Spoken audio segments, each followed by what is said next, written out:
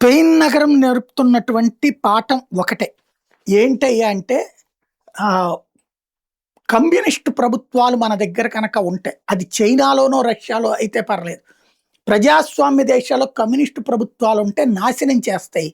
బెంగాల్‌లో బంగ్లాదేశీ వాళ్ళని ఎలాగైతే రానిచ్చారో, కేరళలోకి ఎట్లయితే ఇతర దేశాల నుంచి వచ్చినోళ్ళందరూ దర్జాగా అక్కడ సెటిల్ అయిపోయారు.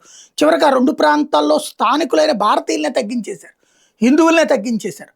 ఇప్పుడు స్పెయిన్‌లో జరుగుతోందది. అక్కడున్నటువంటి వామపక్ష ప్రభుత్వం. కళ్ళ ఎదురుగుండా ఓ పక్కన చొరబాటుదారులు 80,000 జనాభా ఉన్నటువంటి నగరంలోకి 80,000 మంది చొరబాటుదారులొస్తే, జనం తిప్పి కొడుతున్నా పోలీసులు తోడు లేరు. అలాగే సైన్యం అండగా లేదు. చివరికి జనమే తరిమి కొడుతుంటే, ఆ జనం ప్రాణాలు తీస్తుంటే, చోద్యం చూసే దరిద్రపు దేశం ప్రపంచంలో మరేమీ లేదేమో.